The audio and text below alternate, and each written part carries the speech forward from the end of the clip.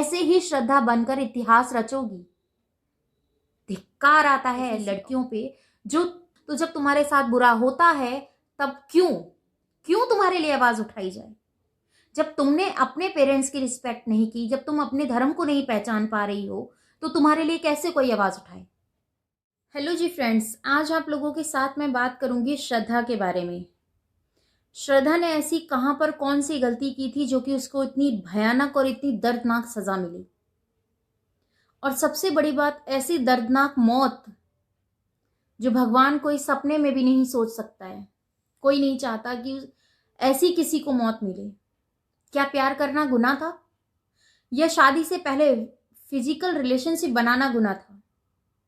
या फिर अपने पेरेंट्स के अगेंस्ट जाकर प्यार में पड़ना गुनाह था? सारी बातें आप लोगों के साथ करने वाली हूं। अगर मैं आज ये बात ना करती तो शायद मुझे कहीं ना कहीं ये गिल्ट रहता कि मैं अगर एक औरत हूं, एक बेटी हूं, एक मां हूं, तब भी मैं चुप रह गई। इतनी खुदगर्ज तो मैं नहीं हूं। यहां पर बात उस लड़की की इसलिए कर रही हूं मैं, क्योंकि उस लड़की ने 3 साल बहुत बड़ा टाइम होता है। आप सबको पता है 3 साल बहुत लंबा टाइम होता है एक रिलेशन को देने में। अगर 3 साल में अगर किसी की शादी होती है ना, तो उसके 2 साल का बेबी हो जाता है।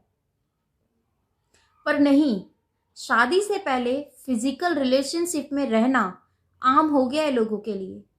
अरे उन पेरेंट्स से कभी पूछा है तुमने? कभी उसके बारे में जानने की कोशिश की, उनके दर्द के बारे में? बात बताइए मुझे आप। उनसे पूछती हूँ जिन्हें लव मैरिज का कीड़ा लगा रहता है, जिन्हें प्यार करने की उमंग चढ़ी रहती है। ये बात भूल जाते हैं क्या लोग? पता है फिर क्या बोलते हैं? इनके लिए जस्टिस फॉर करो, इनके लिए जस्टिस फॉर करो, कैंडल मार्च निकालो, ये करो वो करो। क्यों भाई? मानते हैं हमें दुख है इस चीज का, पर एक बात बताओ, उस माँ बाप की पीड़ा को समझने की कोशिश की थी तुमने? जिसकी ख्वाहिशों के ऊपर पैर रखकर वो आगे निकल गई थी, उस माँ बाप के लिए जस्टिस फॉर किसी ने नहीं किया। इस चीज की जिम्मेवार हर वो लड़की है जो अपने पेरेंट्स के अगेंस्ट जाकर ये लव मैरिज का जो कीड़ा है ना, इनके अंदर कुलमुलाता है। अपनी सेफ्टी जब तुम खुद नहीं कर सकती हो तो क्यों तुम्हारे लिए कोई जस्टिस फॉर निकाले भाई? किस लिए निकाले? तुम अगर बेटी हो, तुम अगर किसी की बहन हो, तो तुम्हें 2-3 महीने के प्यार के लिए, 3 साल के प्यार के लिए, 4 साल के प्यार के लिए उस 20 साल की, 25 साल की माँ बाप की ममता ठुकरा देते हो तुम लोग। तुम्हें इतने से लेके इतना बड़ा कर देते हैं ये कि तुम उनकी ख्वाहिशों के ऊपर पैर रखकर उन्हें रौंद के चली जाओ। क्यों ये चीज तुम्हारे समझ में नहीं आती है? क्यों तुम्हारे पेरेंट्स तुमसे खफा हो जाते हैं, तुम्हें वो बुरे दिखाई देने लग जाते हैं? अपनी गलती को समझने की कोशिश करो। आज हर चैनल पर, हर वीडियोस पे, टीवी ऑन करो तो न्यूज, फोन ऑन करो तो न्यूज, यही चीज, श्रद्धा श्रद्धा श्रद्धा।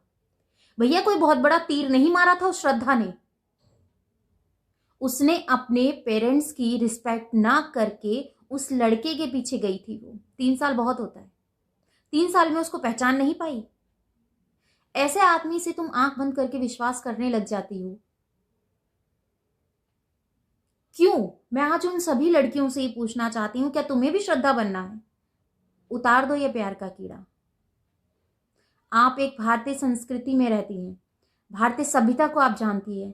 यहां पर पत्नी को पत्नी धर्म के लिए माना जाता है, पति को पतिदेव कहा जाता है। वहां पर तुम शादी से पहले ही फिजिकल हो जाती हो। शादी से पहले ही तुम्हें टेस्ट करना होता है कि वो है कि नहीं है मर्द। ये चीजें तुम्हें पता होनी चाहिए, है ना? वरना तुम्हारी तो जिंदगी खराब हो जाएगी। और अगर 4 दिन शादी हो गई, शादी के बाद अगर वो तुम्हें समझ नहीं पाया, तुम उसे नहीं समझ पाए, तो भैया मुझे तलाक चाहिए।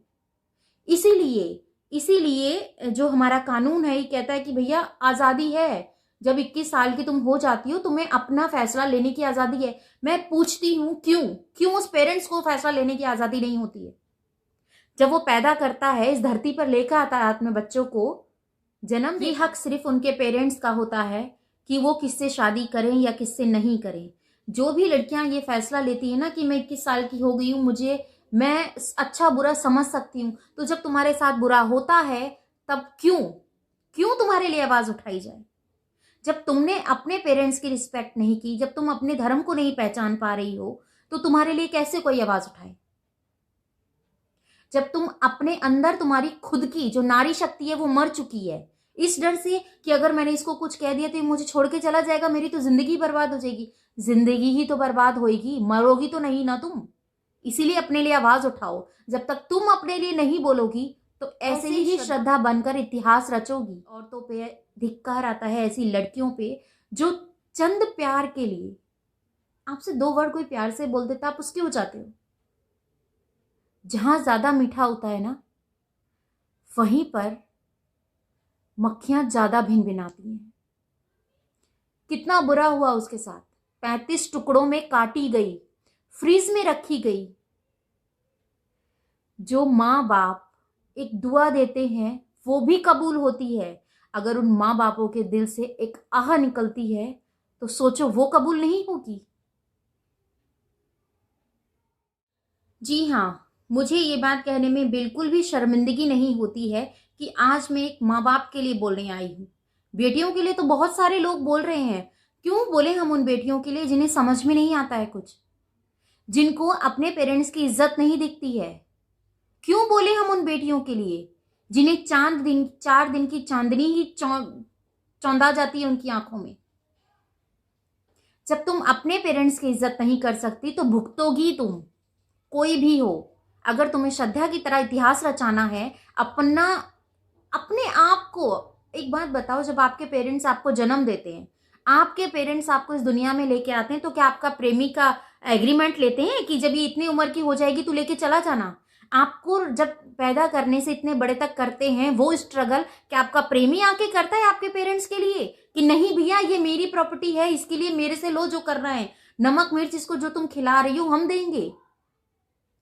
जब दिन रात तुम्हारी माँ तुम्हें अपने पेट पर लेकर पड़ी रहती थी, लैट्रिन बाथरूम सब कुछ तुम्हारा देखती थी, तब तुम्हारे प्रेमी आए थे तुम्हें देखने के लिए। जो आज तुम श्रद्धा बनकर ये सब कर रही हो, क्यों बनती हो श्रद्धा?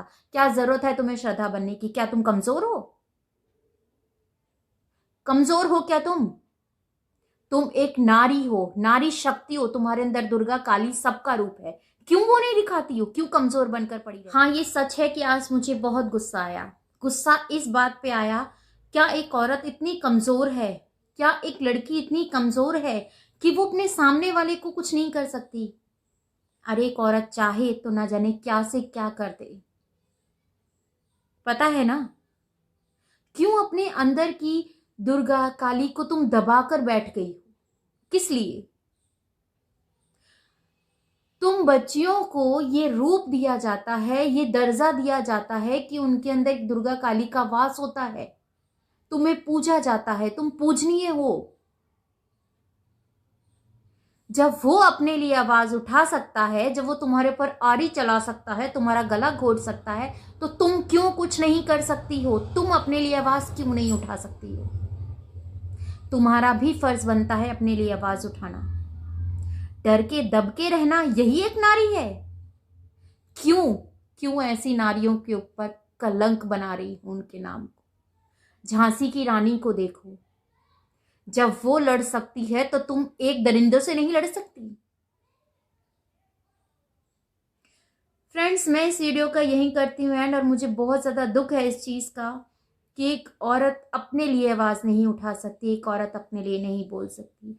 क्या एक औरत इतनी कमज़ोर है? मैं मिलती हूँ नेक्स्ट वीडियो में। कमेंट में जवाब ज़रूर दीजिएगा।